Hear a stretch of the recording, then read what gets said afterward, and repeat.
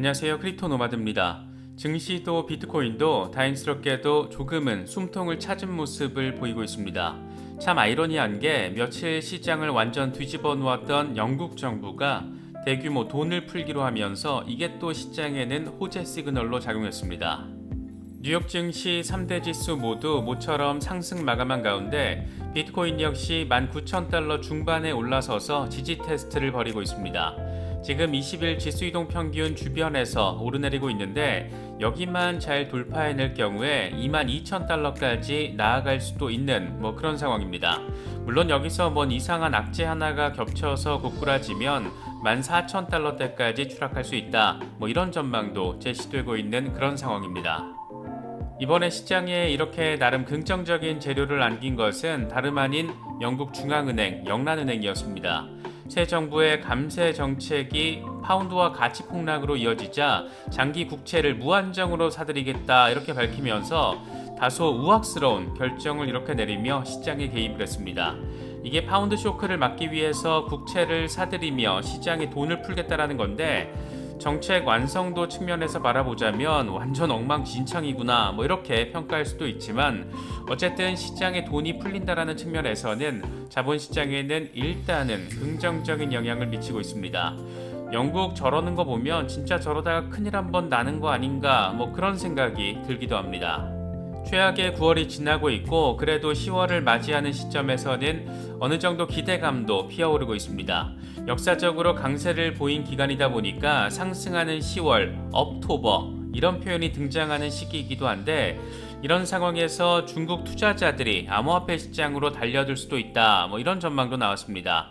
위안화 가치도 떨어지고 부동산 시장도 엉망이다 보니까 결국 암호화폐를 통해서 해지에 나설 수 있다는 건데 이런 일은 좀 생겼으면 좋겠다 이런 기대감을 갖는 것은 괜히 기분 탓만은 또 아닌 것 같습니다. 요즘 리플과 관련해서는 참 의미 있는 소식들이 많이 전해지는 것 같습니다. 명품 패션 브랜드 발망이 XRP 레저 기반의 민팅 플랫폼 민트 NFT와 파트너십을 맺고 파리 패션 위크에서 업계 최초로 NFT 기반의 멤버십 프로그램을 공개했습니다. 명품과 NFT의 조합은 시간이 갈수록 강화될 수밖에 없는데 리플이 명품의 선택을 받은 것도 반갑고 이런 명품 트렌드에 NFT가 갈수록 그 기능성을 입증받는 것 같아서 더 반갑게 느껴지는 것 같습니다. 역시 리플은 소송 리스크만 사라지면 게임 끝난다 이런 생각 다시금 하게 되는 것 같습니다. 여러 소식들이 전해지고 있습니다. 지금 보여지고 있는 긍정적인 부분들이 부디 역사적인 약세장 9월을 넘어서 역사적인 강세장 10월로 나아가는 길목이라는 점을 보여주는 것들, 입증해주는 것들이었으면 좋겠습니다. 여러 소식들 잘 참고하시면서 시장 대응도 잘 하실 수 있으면 좋겠습니다.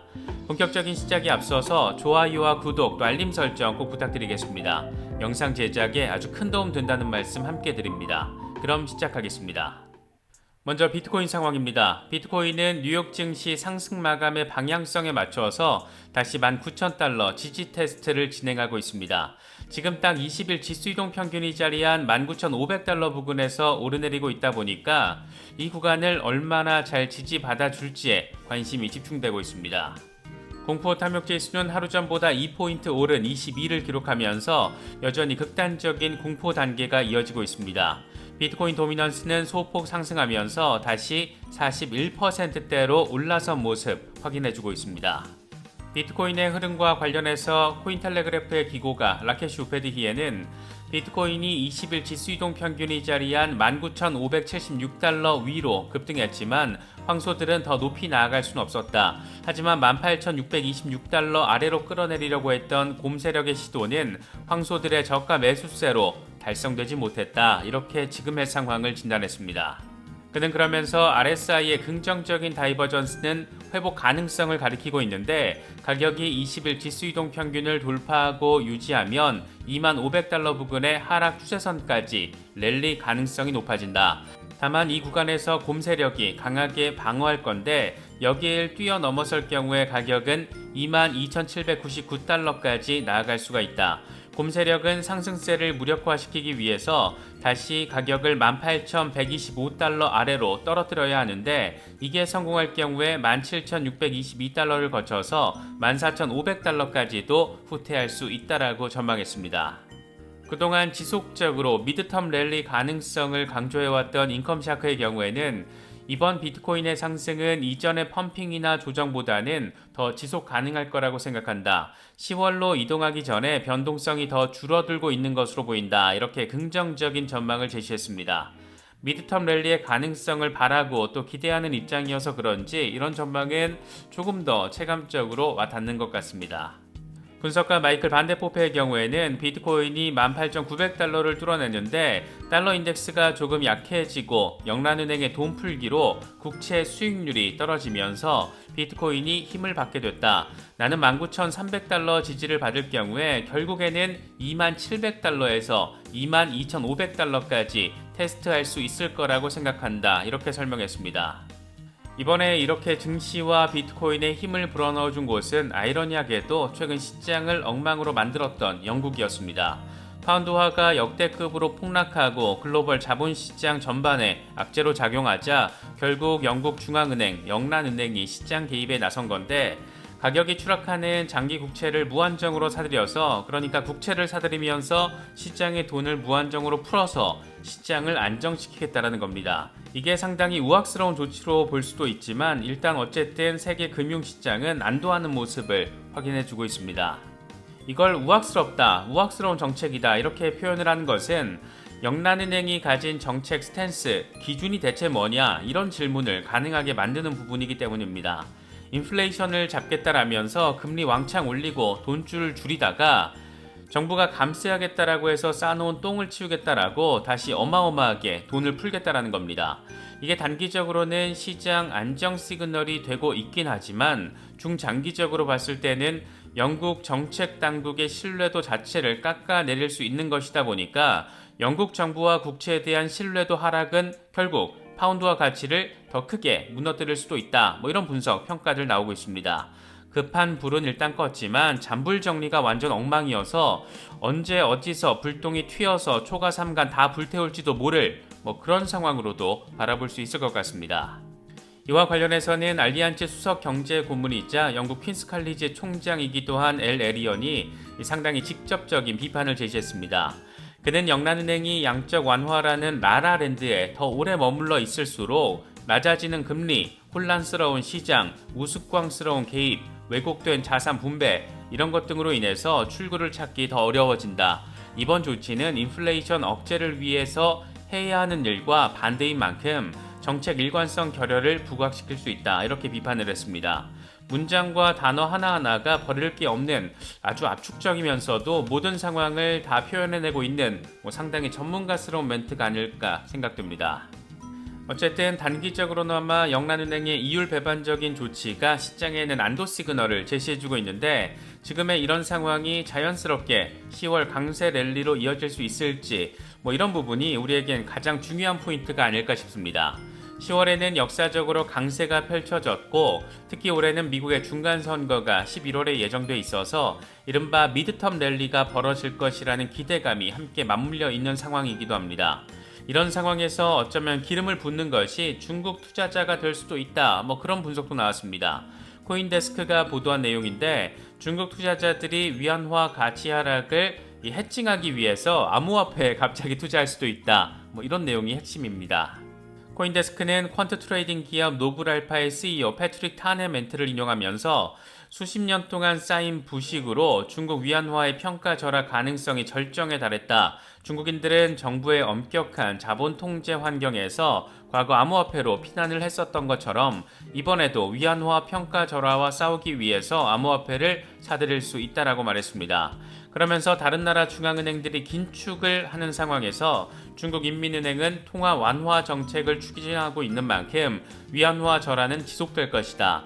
이번 위안화 절하는 중국의 주택시장 불안과 함께 나타나고 있는 것도 중국 투자자들이 암호화폐를 통해서 피난처를 찾아야 될 확실한 이유가 될 수 있다라고 강조했습니다. 현재 중국 위안화는 달러 대비 14년 최저 수준을 확인하고 있고 중국은 지난해 헝다그룹 사태로 인해서 부동산 시장에 대한 신뢰가 크게 무너진 상태이기도 합니다. 중국 큰손들이 이참에 좀 들어와주면 참 좋겠다, 그런 생각이 드는 것은 개미 투자자로서는 어쩔 수 없는 것 같습니다. 리플과 관련해서는 이번에도 재미있고 의미있는 소식이 전해졌습니다.